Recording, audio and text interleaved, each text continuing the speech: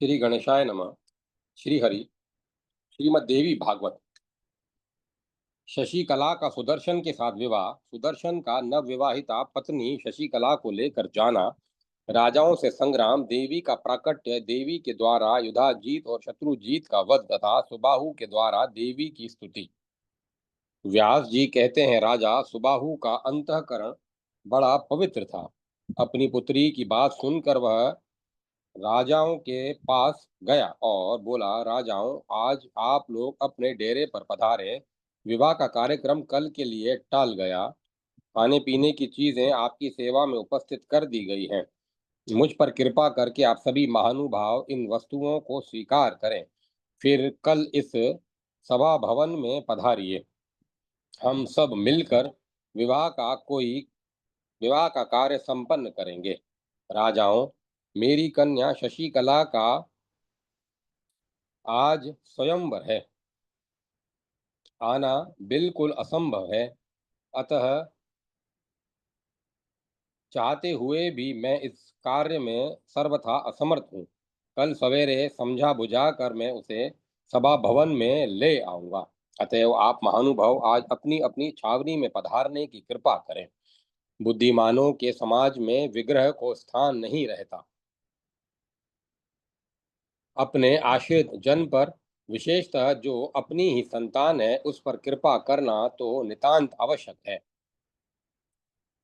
उस पर कृपा करना नितांत आवश्यक है। अतः आप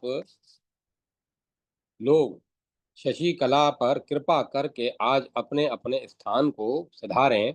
कल प्रातः काल में पुत्री को यहाँ उपस्थित कर दूंगा। इच्छा स्वयंवर किया जाएगा, अर्थात राजकुमारी अपनी इच्छा से किसी भी नरेश को पति चुन ले, ऐसी घोषणा कर दी जाएगी। सभी नरेश यहाँ उपस्थित रहेंगे।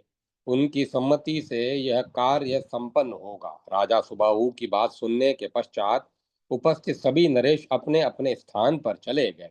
नगर के सन्निकट रहकर राजा भाल करते रहे। राज नगर के सन्निकट रहकर देखभाल करते रहे, ताकि इस कार्य में छल न हो। उसकी व्यवस्था उन लोगों ने कर ली। इधर सुबाहु ने विवाह का समय निश्चित किया। अंतःपुर में ही गुप्त स्थान बनाया गया। मंडप में पुत्री शशिकला को बुलाकर वेद के पारगामी विद्वान पुरोहित गण के साथ वह विवाह का कार्य संपन्न करने में लग गया। वर को स्नान आदि कराया गया और विवाह में पहनने योग्य भूषण और वस्त्र दिए गए। मंडप में वेदी बनी हुई थी। वर को बुलाकर उस पर बैठाया और स्वयं उसकी पूजा की। राजा सुबाहु प्रतापी नरेश थे। उन्होंने विवाह के अवसर पर विष्टर, आचमन, अर्घ्य, दो वस्त्र, गौ और दो कुंडल देने के पश्चात अपनी कन्या शशिकला का विधि पूर्वक सुदर्शन के साथ पाणी ग्रहण संस्कार कर दिया। उदार हृदय वाले सुदर्शन ने सभी वस्तुएं स्वीकार कर ली।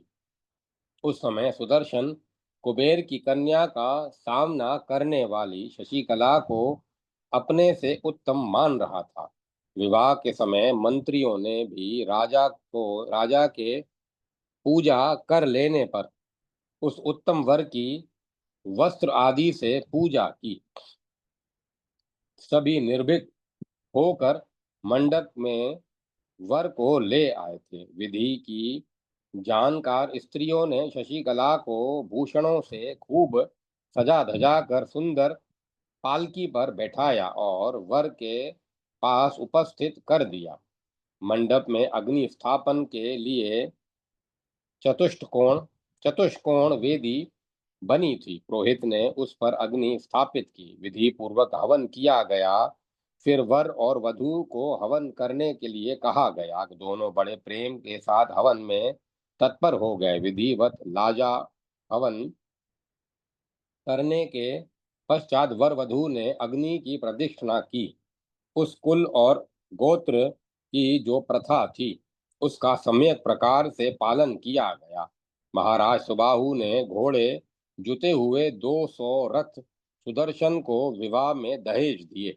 वे रथ खूब सजाए गए थे, उन पर बाणों का भरपूर संचय था।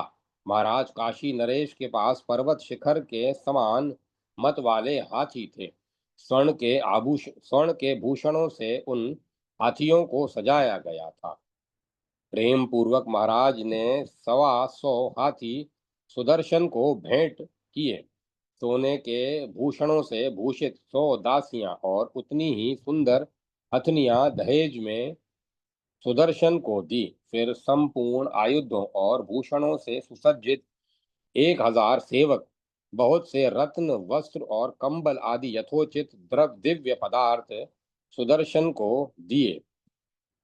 अत्यंत मनोहर और विशाल अनेकों विचित्र भवन रहने के लिए अर्पित किए। साथ ही राजा सुबाहु ने सिंधु देश में उत्पन्न 2000 उत्तम घोड़े सुदर्शन को दिए। भार ढोने में कुशल 3000 ऊंट एवं तथा अन्न एवं घी आदि से भरी हुई 200 बढ़िया बैलगाड़ियां दहेज में सुदर्शन को समर्पण की।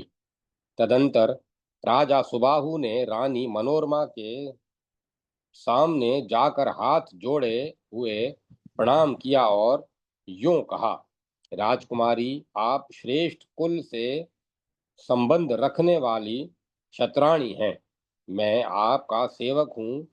अब आपके मन में जो बात हो वह बताने की कृपा करें। तब मनोरमा ने भी सुबाहु से मधुर वचनों में कहा, राजन, तुम्हारा कल्याण हो, तुम्हारे कुल की वृद्धि हो।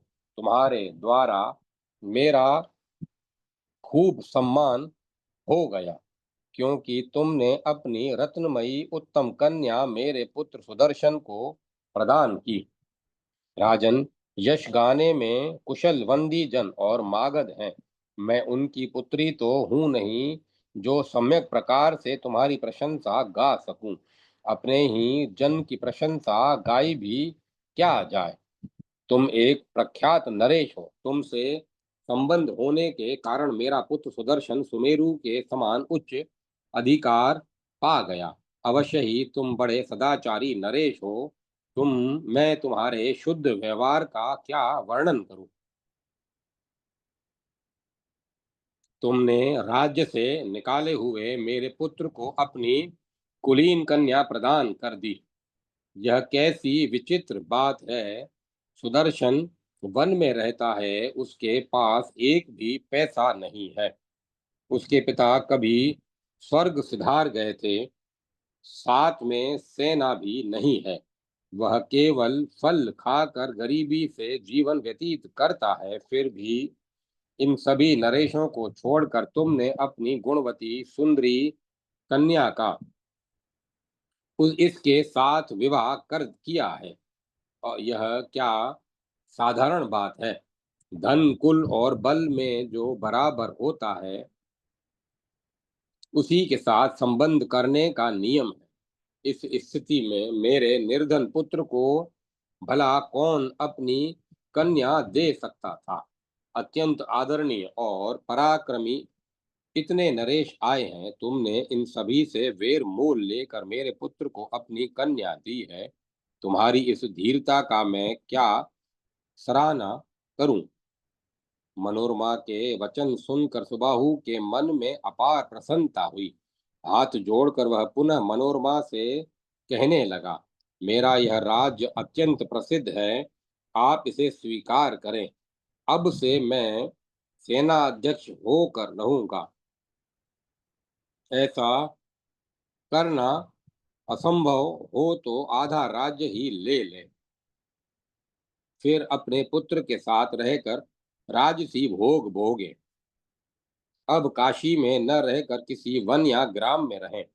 यह मेरी सम्मति से विरुद्ध है। मैं राजाओं का कोप करना निश्चित हाँ, राजाओं का कोप करना निश्चित है, किंतु मैं पहले जाकर उन्हें समझा बुझाकर शांत करूंगा।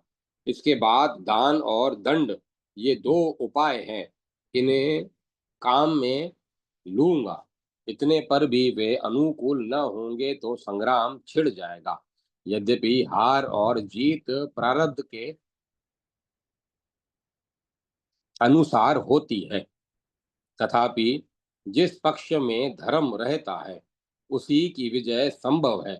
अधर्म में अधर्म के पक्ष वाले विजयी नहीं हो सकते। अतः अधर्म का अनुसरण करने वाले उन राजाओं की मनचाही बात कैसे सफल हो सकती है। सुबाहु की वाणी बड़ी सारगर्भित थी। उसे सुनकर मनोरमा हितकारक वचन कहने लगी।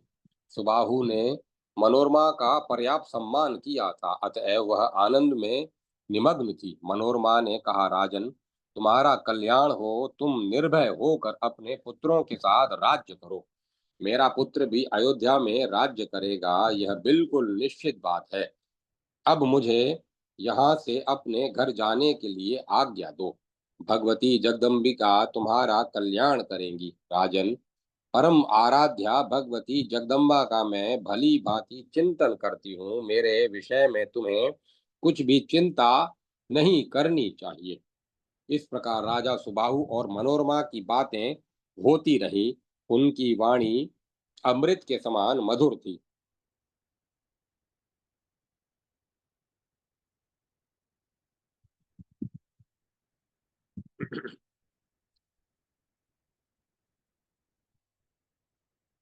बातचीत होते होते ही रात बीत गई। सवेरा हो गया। जब नरेशों को यह पता लगा कि विवाह हो गया, तब तो उनकी क्रोधाग्नि धधक उठी। वे नगर से बाहर निकल कर कहने लगे, सुदर्शन निश्चय ही राजकुमारी शशिकला के साथ विवाह करने में अयोग्य है। अब हम आज ही उस कलंकी राजा सुबाहु और कुमार सुदर्शन को मारकर राज्य लक्ष्मी सहित शशिकला को छीन लेंगे। अन्यथा लज्जित होकर कैसे अपने भवनों पर जाएंगे। आप सब लोग सुन लें, ढोल मृदंग और शंख बज रहे हैं, गीत गाए जा रहे हैं, अनेकों प्रकार की वेद ध्वनियां गूंज रही हैं। इससे यह स्पष्ट सूचित हो रहा है कि राजा सुबाहु ने विवाह की विधि पूरी कर दी। हमें बातों में ठग कर वैवाहिक विधि का संपादन करके अवश्य ही पाणी ग्रहण संस्कार कर दिया गया है। राजाओं, अब हमारा क्या कर्तव्य है, इस विषय में सब सोचें और फिर जो निर्णय हो वही करें। इस प्रकार राजाओं में परस्पर बातचीत हो रही थी। इतने में ही अप्रीतम प्रभावशाली काशी नरेश महाराज सुबाहु कन्या का पाणी ग्रहण संस्कार संपन्न करके निमंत्रण करने के लिए राजाओं के पास पहुंचे। महाराज के साथ बहुत से प्रसिद्ध प्रतापी सुहृदय भी थे। काशी नरेश सुबाहु को आते देखकर उपस्थित नरेशों ने कुछ भी नहीं कहा। क्रोध से मौन होकर चुपचाप वे बैठे रहे। राजा सुबाहु सामने गए। उन्होंने हाथ जोड़कर प्रणाम किया और कहा, सभी महाभाग भोजन करने के लिए मेरे घर पर पधारने की कृपा करें। कन्या ने तो इस राजकुमार सुदर्शन को पति बना लिया। मैं इस विषय में अच्छा बुरा क्या कर सकता हूँ।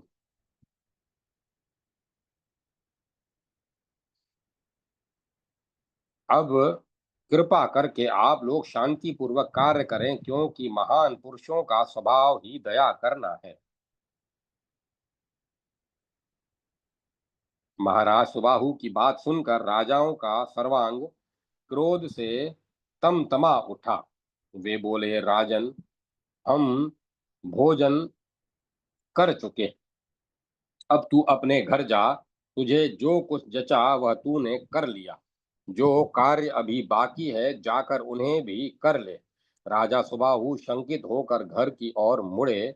ये सभी प्रख्यात नरेश कुपित हो गए और इनके भीतर क्रोध की आग भभक रही है। पता नहीं ये क्या कर डालेंगे। इस प्रकार की चिंता धारा में सुबाहु गोता खाने लगे। सुबाहु के चले जाने पर राजाओं ने अपना आगे का यह कर्तव्य निश्चय किया कि हम लोग रास्ता रोककर डट जाएं और सुदर्शन को मारकर कन्या को छीन लें। कुछ ऐसे न्यायशील नरेश भी थे जिन्होंने कहा, हाँ हाँ, अरे उस राजकुमार सुदर्शन से हमें क्या वैर चुकाना, यहाँ का सब दृश्य देख लिया, अब जैसे आए थे वैसे ही घर लौट चलना चाहिए। तदंतर विरोधी राजा मार्ग रोक कर उन्हें डट गए। उधर राजा सुबाहु अपने भवन पर जाकर आगे की जो विधियां शेष थी उन्हें पूर्ण करने में लग गए। व्यास जी कहते हैं, इस प्रकार महाराज सुबाहु भक्ति पूर्वक विधि के साथ 6 दिनों तक सुदर्शन को प्रीति भोज देने में व्यस्त रहे। यूं विवाह के सभी कार्य संपन्न करने के पश्चात राजा सुबाहु ने मंत्रियों से परामर्श करके समुचित दहेज दिया। इधर उन अमित प्रतापी नरेशों को जब दूतों द्वारा पता लगा कि विरोधी राजाओं ने मार्ग रोक रखा है, तब उनके मुख पर उदासी छा गई। यह देखकर श्रेष्ठ व्रत का पालन करने वाले सुदर्शन ने अपने ससुर महाराज सुबाहु से कहा, आप अभी हमें जाने की आज्ञा दीजिए, हम निशंक होकर चले जाएंगे। श्री भारद्वाज जी के पवित्र आश्रम पर जाकर वहीं सावधानी के साझेदार रहने के लिए स्थान का विचार कर लेंगे। अनग आप राजाओं से कुछ भी तय न करें। भगवती जगत जगन माता सदा ही हमारी सहायता करेंगी। व्यास जी कहते हैं, महाराज सुबाहु ने अपने जमाता सुदर्शन की बात पर विचार किया और माँ जगदम्बा के भरोसे तुरंत धन देकर उसकी विदाई की व्यवस्था कर दी। सुदर्शन वहां से चल पड़े। पीछे से महाराज सुबाहु भी एक विशाल सेना लेकर साथ हो लिए। उस समय सुदर्शन विवाह संस्कार से संस्कृत होकर निर्भीकता पूर्वक मार्ग से जा रहे थे। सुदर्शन में भी असीम शक्ति थी। अपनी पत्नी के साथ वे रथ पर बैठे थे। उनका रथ अन्य रथों से घिरा हुआ था। जाते समय सुदर्शन की दृष्टि राजाओं की सेना पर पड़ी। सुबाहु के नेत्र भी उन सेनाओं पर पड़े। देखकर उनके मन में बड़ी घबराहट उत्पन्न हो गई, किंतु सुदर्शन ज्यों के त्यों प्रसन्न रहे। उन्होंने विधि पूर्वक भगवती जगदम्बिका का ध्यान किया और वे सर्वतो भाव से उनके शरणापन्न हो गए। एक अक्षर वाला काम बीज मंत्रों में अपना सर्वोत्तम स्थान रखता है। सुदर्शन ने उसी मंत्र का जप आरंभ कर दिया और उसके प्रभाव से वे नवविवाहिता पत्नी के साथ निर्भय बने रहे। उनका शोक भय सदा के लिए शांत हो गया। इतने में विरोधी सभी नरेश अत्यंत कोलाहल करके राजकुमारी को छीनने के विचार से सेना सहित आगे उमड़ आए। काशीराज महाराज काशी नरेश महाराज सुबाहु उन्हें देखकर उन पर प्रहार के लिए तैयार हो गए, किंतु विजयाभिलाषी सुदर्शन ने उन्हें इस कार्य से रोक दिया। फिर भी एक दूसरे को मारने की अभिलाषा रखने वाले राजाओं में और सुबाहु में युद्ध की योजना बन गई। शंख नगारे और बेरियां बज उठी। शत्रुजीत अपने सैन्य बल से संपन्न होकर सुदर्शन को मारने के लिए समरांगण में उपस्थित हुआ। उसका नाना युद्धाजीत सहायक बनकर कवच पहने हुए खड़ा था। तदंतर युद्धाजीत आगे बढ़कर सुदर्शन के पास जा पहुंचा। शत्रुजीत सुदर्शन का भाई था, फिर भी सुदर्शन को मारने के लिए वह भी युद्धाजीत के साथ वहां पहुंच गया। क्रोध के वशीभूत होकर वे तीनों तीक्ष्ण बाणों से एक दूसरे पर प्रहार करने लगे। घमासान युद्ध आरंभ हो गया। तुरंत काशी नरेश महाराज सुबाहु भी अपने जमाता सुदर्शन की सहायता करने के लिए विशाल सेना के साथ वहां पहुंच गए। इस प्रकार रोमांचकारी भीषण संग्राम होने लगा। इतने में आकाश मासे पर बैठी हुई भगवती दुर्गा वही साक्षात प्रकट प्रकट हो गई। उनकी भुजाएं भांति भांति के आयुधों से विभूषित थी। उनका मनोहर विग्रह उत्तम आभूषणों से अलंकृत था। वे दिव्य वस्त्र पहने हुई थी। मदार के फूलों की माला गले में शोभा पा रही थी। उस समय भगवती को देखकर वे सब के सब नरेश अत्यंत आश्चर्य में पड़ गए। कहने लगे, सिंह पर बैठी हुई ये देवी कौन है और कहाँ से प्रकट हो आई है? सुदर्शन ने भगवती के दर्शन पाकर महाराज सुबाहु से कहा, राजन देखिए, ये परम आराध्या माँ भगवती मुझ पर कृपा करने के लिए यहाँ पधारी हैं। इनकी झांकी बड़ी अनुपम है। ये अत्यंत दयालु हैं महाराज, मैं इनकी कृपा से निर्भय हूँ। तत्पश्चात सुदर्शन और सुबाहु दोनों निर्भय होकर प्रसन्न वदना भगवती दुर्गा का दर्शन करके प्रसन्नता पूर्वक उन्हें प्रणाम करने लगे। सिंह बड़े जोर से गर्ज उठा। उसकी गर्जना से सेना के हाथी कांपने लगे। भीषण आंधी चलने लगी। दिशाएं अत्यंत भयंकर हो गई। तब सुदर्शन ने अपने सेनाध्यक्ष से कहा, इस मार्ग से आगे बढ़ो। जहां राजा लोग डटे हैं, वे दुराचारी नरेश कुपित होने पर भी अब मेरा क्या कर सकेंगे, क्योंकि भगवती जगदम्बा हम पर कृपा करने के लिए यहाँ स्वयं पधार गई है। तथापि यद्यपि विपक्षी नरेश ने मार्ग का कोना कोना विपक्षी नरेशों से मार्ग का कोना कोना भरा है, तब भी निर्भीक होकर हमें उसी मार्ग पर से चलना चाहिए।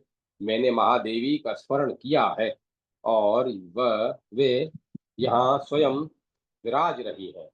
फिर कोई भी भय नहीं है। सुदर्शन की उपर्युक्त बात सुनकर सेना अध्यक्ष उसी मार्ग से आगे बढ़ा।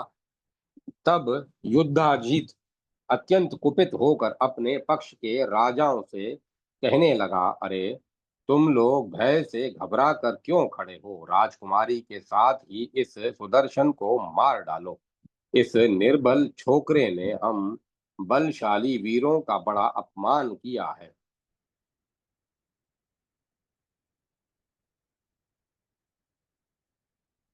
और अब कन्या को लेकर निर्भयता पूर्वक चला जा रहा है। सेव पर बैठी हुई एक स्त्री को देखकर क्या तुम लोग डर गए? महाभागों, हमें उपेक्षा नहीं करनी चाहिए। सावधान होकर इस राजकुमार को मार डालने का यत्न कीजिए। इसको मारने के पश्चात सुंदर भूषणों से विभूषित इस कन्या को छीन लिया जाएगा।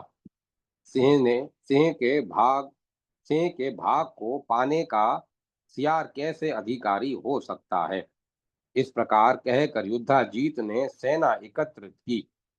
वह क्रोध से तमतमा उठा था।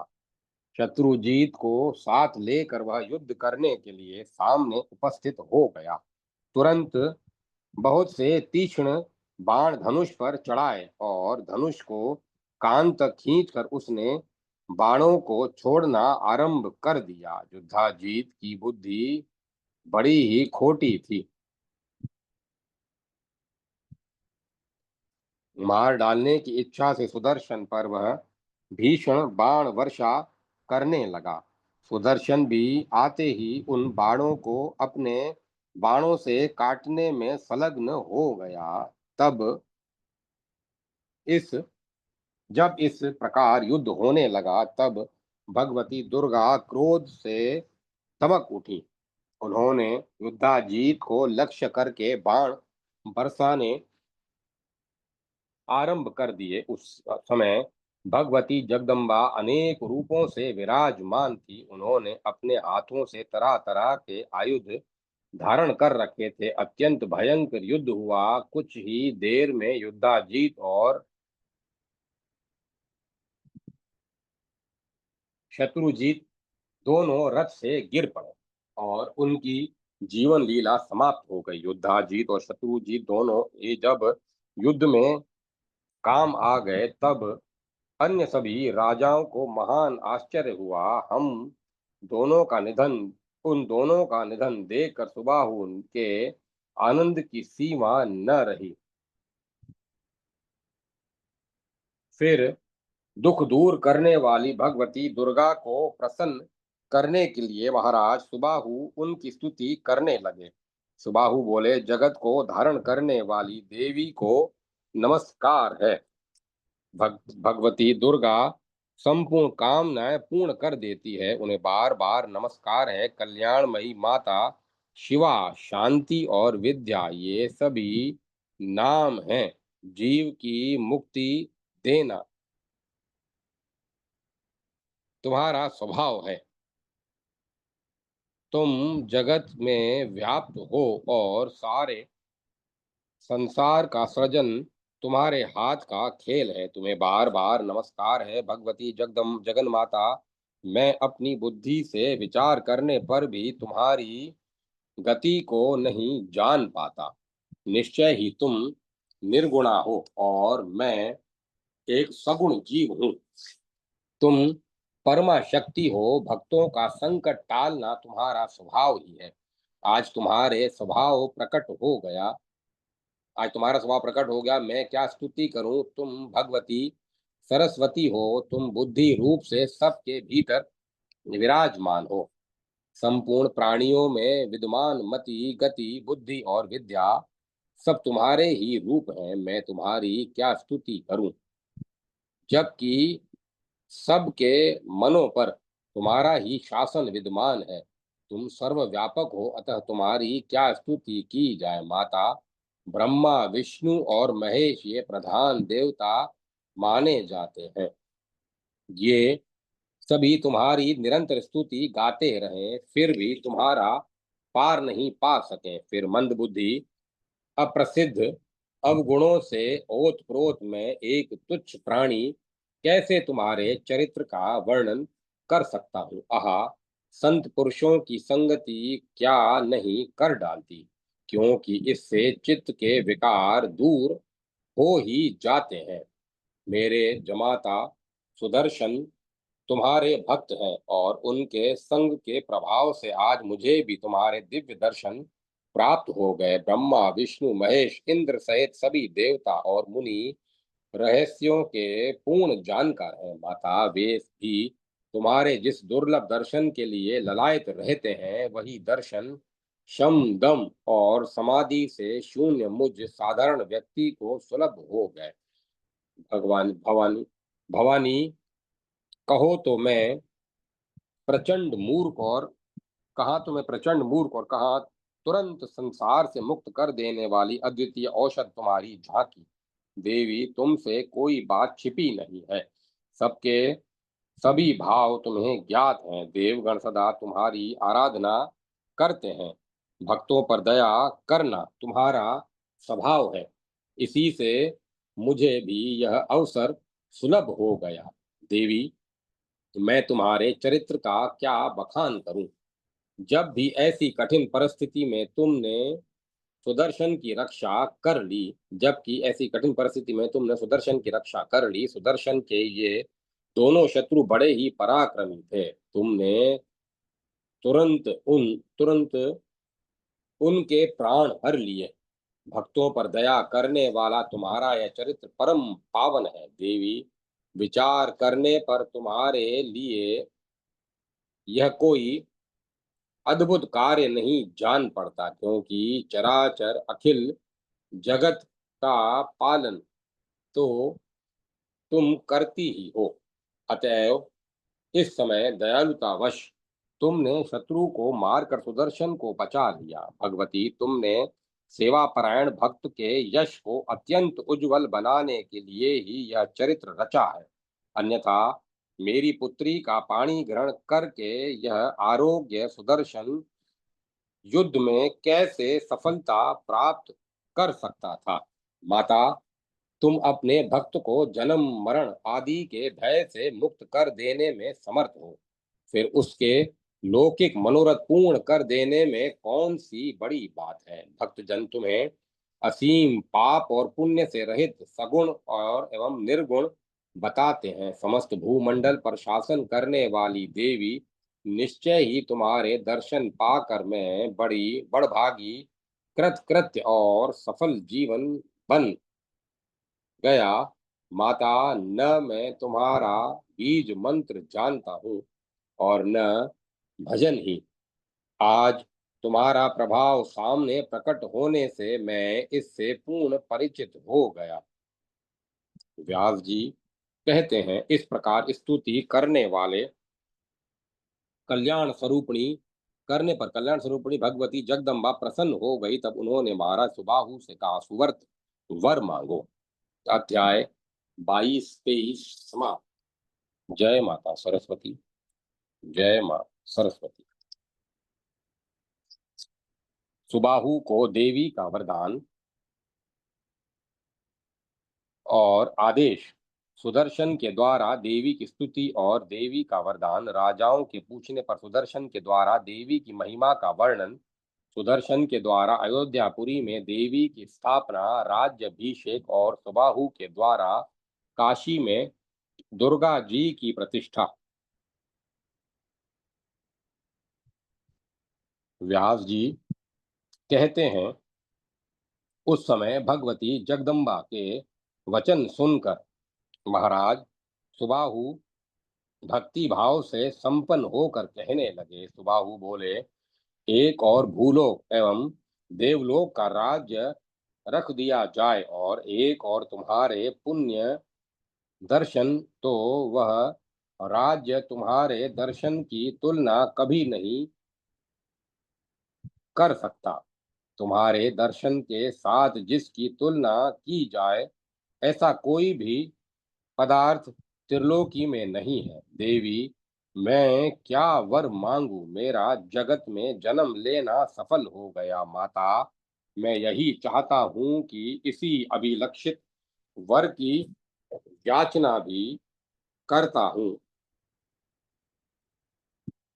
कि तुम्हारी अविचल भक्ति मेरे हृदय में निरंतर बनी रहे। माता, अब तुम मेरी इस काशी नगरी में सदा विराजने की कृपा करो। भगवती दुर्गा नाम से तुम्हारी प्रसिद्धि हो।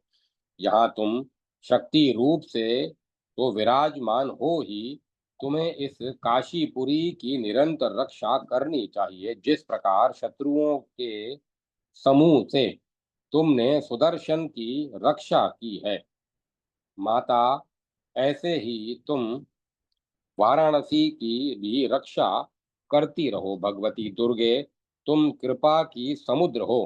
काशीपुरी जब तक धरा धाम पर रहे, तब तक तुम्हारा यहाँ रहना परम आवश्यक है। बस तुम्हें वही वर देने की तुम बस मुझे यही वर देने की तुम कृपा करो। इसके सिवाय दूसरे किसी वर की मैं याचना इसके सिवा दूसरे किस वर की मैं याचना करूं।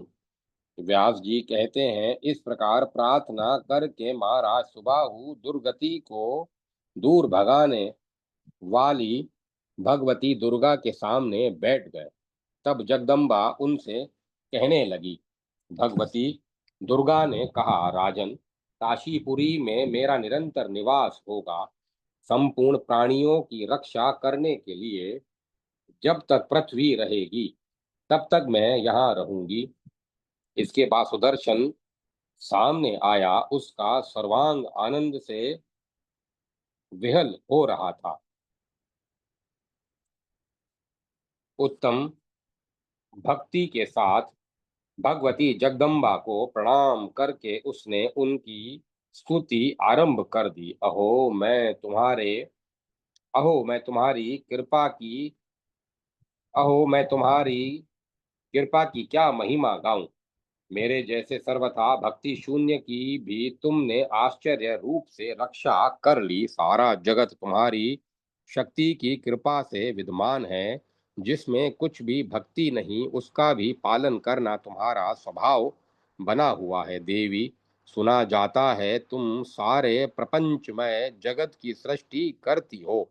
सृष्टि हो जाने पर उसका पालन करना और संहार का समय उपस्थित होने पर नाश कर डालना भी तुम्हारा ही काम है। जब तुमने मेरी रक्षा की है, इसमें कौन सी विचित्र बात है? देवी, आज्ञा दो, मैं तुम्हारा कौन सा प्रिय कार्य करूं और कहाँ जाऊं? शीघ्र ही आदेश देने की कृपा करो। माता, अब तुम्हारी आज्ञा पर मेरा कहीं जाना, रहना और विहार करना निर्भर है। व्यास जी कहते हैं, इस प्रकार सुदर्शन ने जब प्रार्थना की, तब भगवती जगदम्बा ने दया के वशीभूत होकर उससे कहा, महाभाग, तुम अयोध्या जाओ और कुल की मर्यादा के अनुसार राज्य करना आरंभ कर दो। राजेंद्र, तुम सदा मुझे याद रखना, यत्न पूर्वक मेरी पूजा भी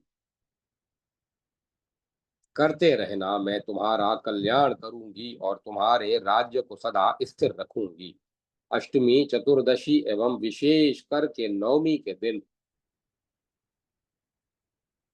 विधि के साथ मेरी पूजा करना परम आवश्यक है। अनग, तुम्हें चाहिए कि नगर में मेरी प्रतिमा स्थापित करा दो और भक्ति पूर्वक यत्न के साथ तीनों समय उसकी पूजा होती रहे।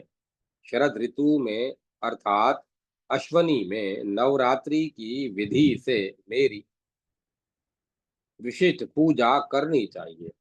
भक्ति पूर्वक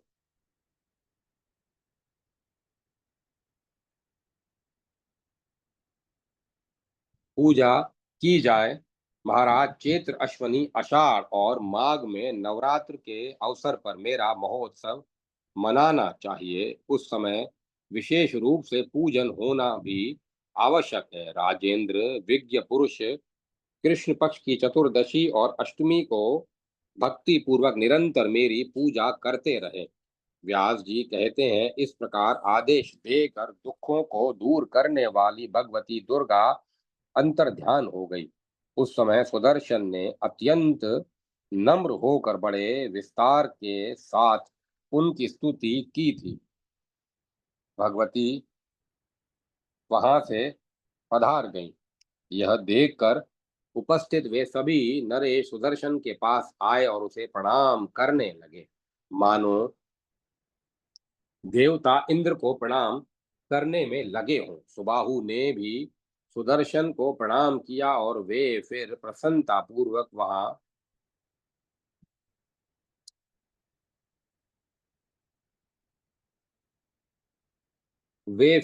पूर्वक खड़े हो गए। फिर सभी राजा लोग अयोध्या नरेश सुदर्शन से कहने लगे, महाराज, आप हमारे शासक एवं स्वामी हैं और हम आपके सेवक हैं।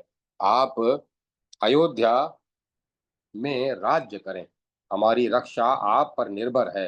महाराज, आपकी ही कृपा से जगदीश्वरी भगवती जगदम्बा के दर्शन हमें प्राप्त हुए हैं। ये कल्याणमयी देवी आदि शक्ति है। इनकी कृपा से धर्म, अर्थ, काम, मोक्ष चारों फल सुलभ हो जाते हैं।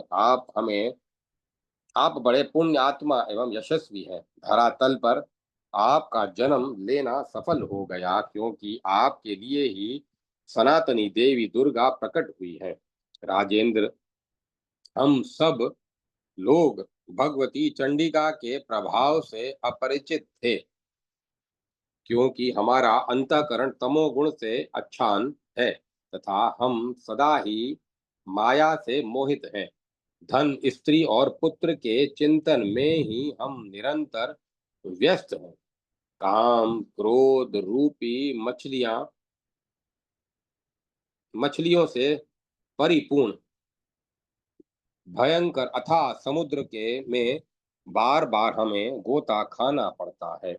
महाभाग, आप पूर्ण ज्ञानी हैं, आपकी बुद्धि बड़ी विलक्षण है। हम आपसे जानना चाहते हैं कि ये शक्ति कौन थी, कहाँ से प्रकट हुई और इनका क्या प्रभाव है। हमें बताने की कृपा कीजिए। आप नौका बनकर संसार सागर से हमारा उद्धार कीजिए। कोई क्योंकि दया करना संत का स्वभाव ही है। अतएव रघुकुल को सुशोभित करने वाले राजन, आप भगवती के उत्तम महात्म्य का वर्णन करने की कृपा करें। राजेंद्र, देवी की जो महिमा है, उनका जो स्वरूप है तथा जैसे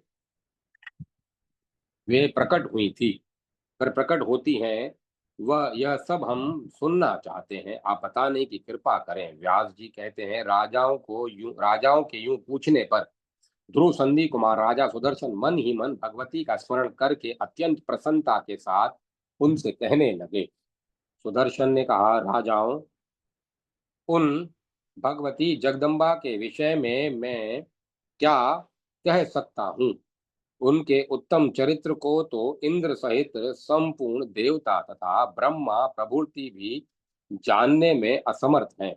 राजाओं, भगवती आदि स्वरूपा हैं। वे आदि शक्ति महालक्ष्मी रूप से विराजमान होकर सर्वत्र सुपूजित होती हैं। ये ही भगवती सात्विक रूप धारण करके जगत के पालन में तत्पर रहती हैं। उनका जो रजोगुणी रूप है, उसे संसार की सृष्टि होती है, सात्विक रूप से पालन होता है और तामसी रूप से संहार लीला संपन्न होती है। ये भगवती को त्रिगुणात्मिका माना गया है। यूं भगवती को त्रिगुणात्मिका माना गया है। परम शक्ति भगवती का निर्गुण रूप भी है, जिससे संपूर्ण कामनाएं सुलभ हो जाती हैं। नृपवरों, ब्रह्मा आदि समस्त देवताओं की भी भगवती आदि कारण है। राजाओं, भगवती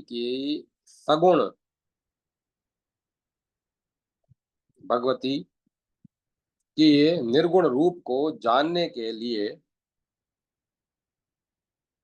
योगी गण सब तरह से यत्न करते रहते हैं, फिर भी उन्हें जान नहीं पड़ते। अतः विज्ञ पुरुष भगवती के सगुण रूप का ही सदा सुखपूर्वक आराधन और चिंतन करते हैं। राजाओं ने कहा, आप तो बचपन से ही वन में हैं। आप भय से अत्यंत घबरा गए थे, फिर परम शक्ति भगवती जगदम्बा को आप कैसे जान गए?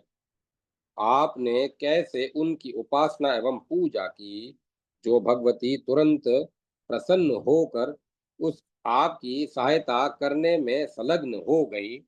सुदर्शन बोले, राजाओं, मैं बालक था, तभी भगवती का काम बीज क्लिम, यह मंत्र जो सर्वसम्मत श्रेष्ठ है, मुझे मिल गया। मैं निरंतर उसके जप के साथ ही भगवती का स्मरण किया करता हूँ। ऋषियों ने कल्याणमयी भगवती जगदम्बा के विषय में जानकारी प्राप्त कराई। तब से उत्तम भक्ति के साथ मैं दिन रात उन देवी का स्मरण करता रहता हूँ। व्यास जी कहते हैं, सुदर्शन की बात सुनकर वे सभी राजा भक्ति भाव से ओतप्रोत हो गए। उनके मन में यह बात जच गई कि भगवती से बढ़कर दूसरी कोई शक्ति नहीं है। तत्पश्चात वे अपने अपने स्थान को चले गए। महाराज, सुबाहु सुदर्शन से आज्ञा लेकर काशी को प्रस्थित हुए। धर्मात्मा सुदर्शन ने भी अयोध्या की यात्रा की। राजा शत्रुजीत संग्राम में काम आ गया और सुदर्शन को विजय श्री प्राप्त हुई है, यह समाचार सुनकर मंत्रियों के मन में प्रेम की बाढ़ आ गई। अयोध्या नगर में अयोध्या नगर के निवासियों ने जब सुना कि राजा सुदर्शन आ रहे हैं, तब भेंट की सामग्रियां लेकर अगवानी करने के लिए वे सुदर्शन के सामने चल पड़े। इसी प्रकार सारा प्रजामंडल ध्रुव संधि कुमार सुदर्शन को राजा मानकर आनंद में विहल हो उठा और भांति भांति की भेंट भेंट सामग्रियां लेकर सभी आगे बढ़े। तदंतर सुदर्शन अपनी पत्नी तथा माता के साथ अयोध्या पहुंचे। सभी का यथोचित सम्मान करके उन्होंने राजभवन में पैर रखा। उस समय वंदी जन सुदर्शन की प्रशंसा गा रहे थे। मंत्रियों ने अभिवादन आरंभ कर दिया था और कन्याएं फूलों एवं लाज लाजाओं की वर्षा करने लगी।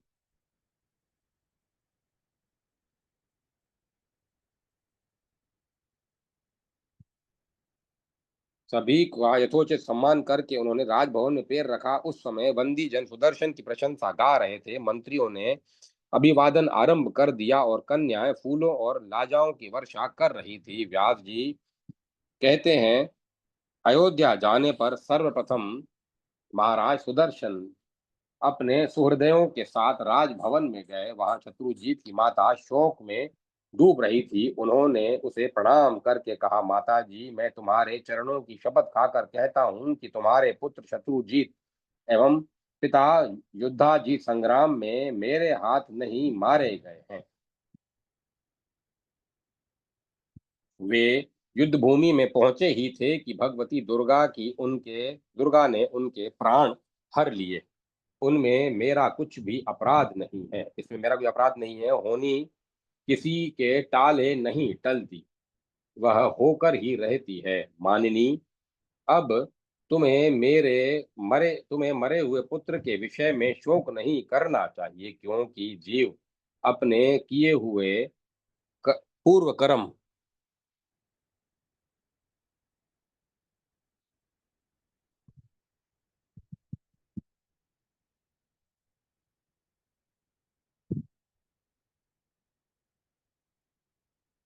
पूर्व कर्म के अधीन होकर सुख दुख रूपी भोग भोगता रहता है। धर्म के रहस्य को जानने वाली माता जी, मैं तुम्हारा सेवक हूँ। जैसे मनोरमा मेरी माता है, ठीक वैसे ही तुम भी हो। मैं तुम दोनों में कुछ भी भेद नहीं मानता। पूर्व जन्म में जो अच्छा और बुरा कर्म किया जाता है, उसका फल अवश्य भोगना पड़ता है। अतएव सुख दुख के विषय में तुम्हें कभी शोभ नहीं करना चाहिए। दुख में पड़ने पर अधिक से अधिक दुख और सुख की घड़ी में सुख देख देख लें, किंतु सुख और दुख को शत्रु के समान समझकर इनमें अपनी आत्मा को न फंसाएं। ये सब प्रारब्ध के अनुसार होते हैं। इन पर आत्मा का किंचन मात्र अधिकार नहीं है, न तो कोई संबंध ही है। इसीलिए बुद्धिमान पुरुष शोक से आत्मा को नहीं सोंकता। जिस प्रकार कठपुतली नट आदि को जो नचाने वाले होते हैं, उनके संकेत के अनुसार नाचती हैं, वैसे ही जीव को भी अपने किए हुए कर्म के वशीभूत होकर रहना चाहिए। माता जी, वन जाने पर भी मेरे मन में दुख का समावेश नहीं हुआ। अपना किया हुआ कर्म अवश्य भोगना है, इसकी स्मृति सदा जागृत रही। अब भी मैं यही जानता हूँ।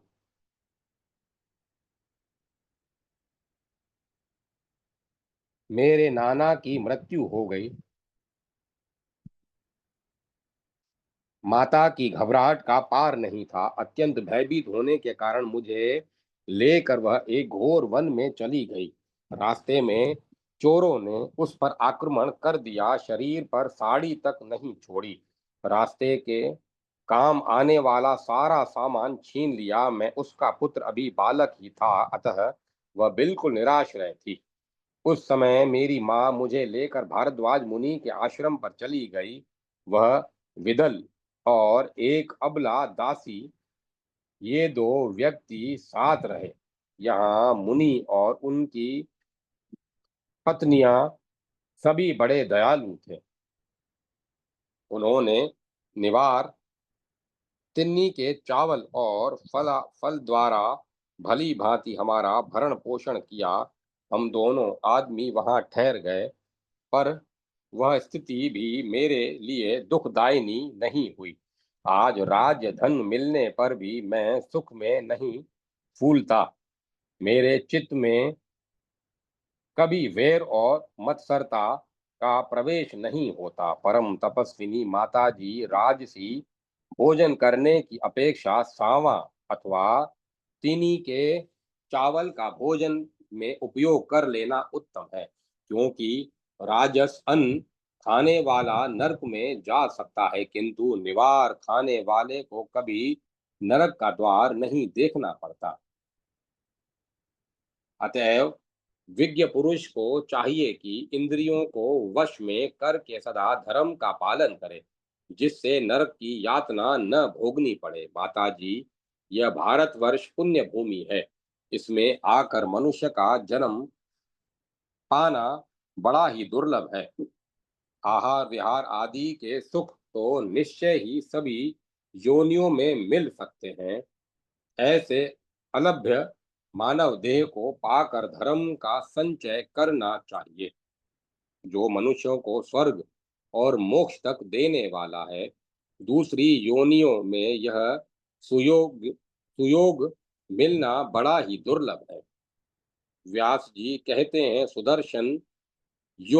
सुदर्शन के यूं कहने पर लीलावती लज्जित सी हो गई। पुत्र शोक का परित्याग करके आंखों से आंसू बहाती हुई वह सुदर्शन से कहने लगी, पुत्र, मैं बड़ी अपराधिनी हूँ। मुझे ऐसी दशा प्राप्त होने में मेरा पिता युद्धाजीत ही कारण बना। उसी के उसी ने तुम्हारे नाना को मारकर राज्य छीन लिया था। पुत्र, मैं उस समय अपने पिता युद्धाजीत और पुत्र शत्रुजीत दोनों को रोकने में असमर्थ थी। यह घटना घटी यह घटना जो कुछ घटना घटी उसका कर्ता मेरा पिता ही था, अतः उसमें मेरा अपराध भी नहीं है। उन्होंने अपने किए कर्म का फल पाया, जिससे उन्हें मृत्यु के मुख में जाना पड़ा। उनकी मृत्यु में तुम कारण नहीं हो। मुझे उस पुत्र की चिंता नहीं है। मुझे तो निरंतर चिंता उसके बुरे कर्मों की लगी रहती है। पुत्र, तुम और मेरी बहन मनोरमा सदा कल्याण की भागी बने रहे। बेटा, तुम्हारे लिए मुझे कुछ भी क्रोध अथवा शोक नहीं है। महाभाग, तुम राज्य करो। प्रजा की रक्षा परम आवश्यक है। सुवर्त, भगवती जगदम्बा की कृपा से तुम्हें यह निष्कंटक राज्य मिल गया है। विमाता लीलावती की यह बात सुनकर राजकुमार सुदर्शन ने उसके चरणों में मस्तक झुकाया। तदंतर वे अपने भव्य भवन में गए, जहां पहले से ही मनोरमा जाकर बैठी ठहरी थी। वहां जाकर संपूर्ण मंत्रियों और ज्योतिषियों को बुलाया, उत्तम दिन और शुभ मुहूर्त बताने की प्रार्थना की। सर्वप्रथम सुवर्ण का बहुत सुंदर सिंहासन बनवाया और कहा कि देवी को सिंहासन पर पधार कर मैं सदा उनकी पूजा करूंगा। वे ये भगवती धर्म अर्थ काम और मोक्ष चारों फल प्रदान करती हैं। इन्हें आसन पर पधारने के पश्चात मैं राज्य करूंगा, जिस प्रकार राम प्रभृति राजाओं ने किया है। नगर के सभी लोग उन कल्याणमयी भगवती जगदम्बा की उपासना करें।